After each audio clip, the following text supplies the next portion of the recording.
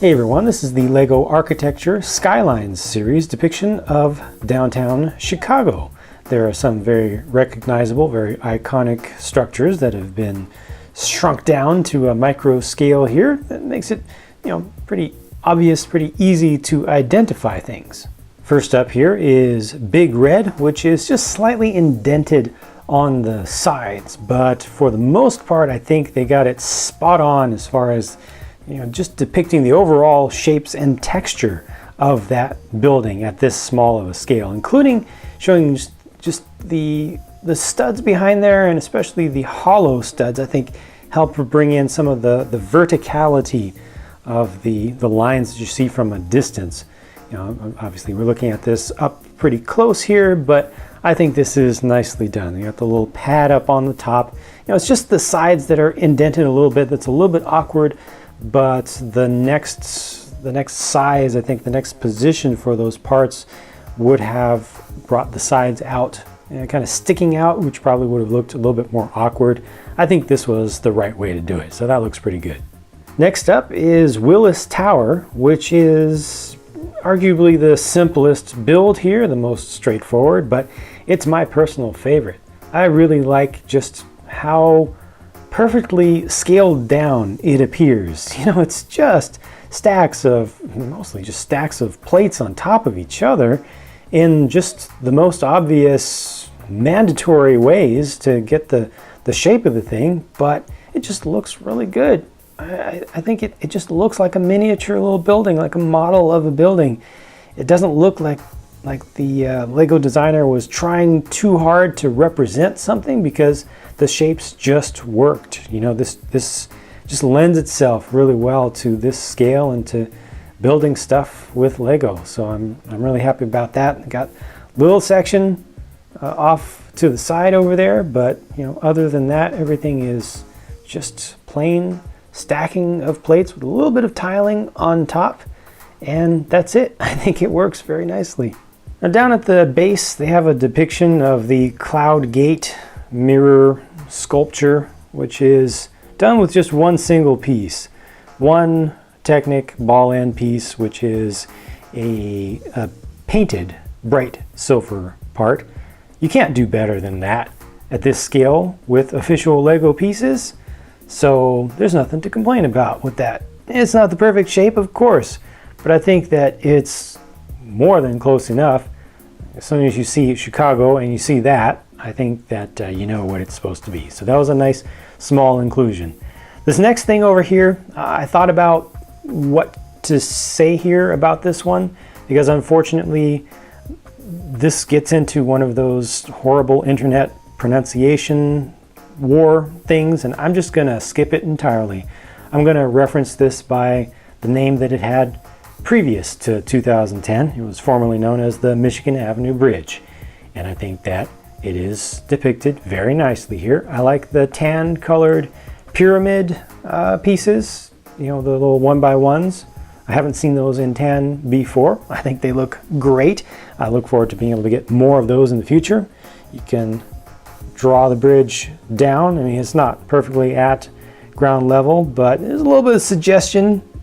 You kind of ramp up from the sides with just the little shaping off there, but of course it looks best when it's up. They used green down beneath the water, beneath these tile pieces, the trans light blue tile pieces, to color the water a little bit. I think that just that whole area looks good. Next up is the Wrigley building. Now this is interesting. Okay, so on the tower, the four sides, the four hollow stud faces there represent clock faces that are around this thing. They stick out a bit much, but it was nice to get that level of detail in there. The thing up on the top is most amazing to me. It's something brand new, I believe, for this year. Let me just get an extra, because they actually did have a spare of it included in this set. That is a lipstick piece that's done in just a pure white. Look at that. A pure white lipstick piece. Man, this must be so nice being a Lego designer, being able to just order up any piece you want in any color that you need. It's very useful. This is the length This is 1/2 the length of a lightsaber-sized blade, or 2/3 the length of a short Lego bar piece. So just a cool thing, you know, adds just a little extra verticality there. I think that the building looks pretty good from angles like this.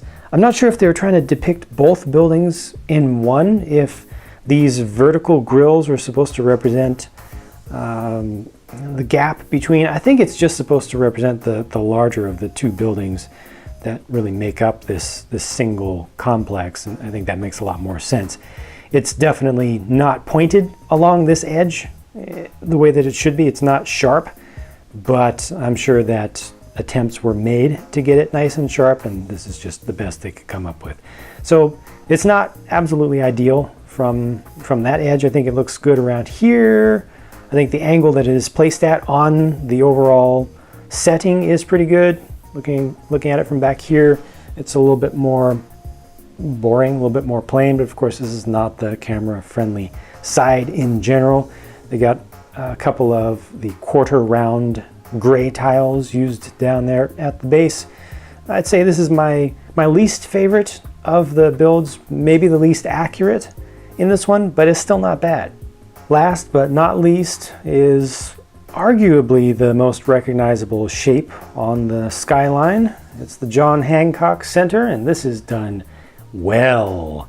This one is done very well. Just vertical grills going all the way down both sides, both major faces of this, and then they hinge in the side pieces to give it that diagonal side shape. You can see the hinges up at the top, and then, you know, just a little bit of building inside of there. You just gap it just enough, and it just expands in width as it comes down towards the base. And this looks great to me, and it's so recognizable. I think this one probably looks just as good as the Willis Tower. You know, it has just that much of the feeling of something truly being miniaturized and not just approximated in Lego. You know, this is another one that worked out really well because the designer used good techniques here. I think this was not as, well, it's obviously not as easy to pull off in Lego scale, but this is really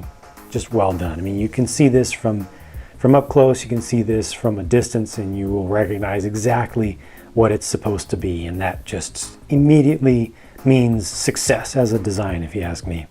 Success of design is really what I think of on the whole for this entire set. Everything is very recognizable. There's a lot of space between the buildings. I think that some of the other skylines tend to bunch things together a little bit more. You know, these are just such tall structures.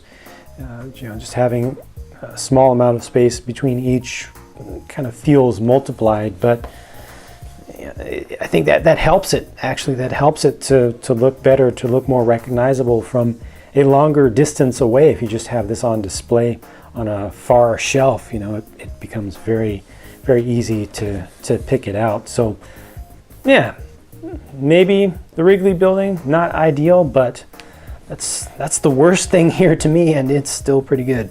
Let me know your thoughts about the set, and if you have any particular feedback about any of these specific buildings and how realistic they look, or maybe if they don't, if one or more of them don't look realistic enough and you think that something should have been specifically changed. As always, thank you very much for watching. I hope that you've enjoyed this, and I hope to have a chance to talk to you again soon because my next video is on the way.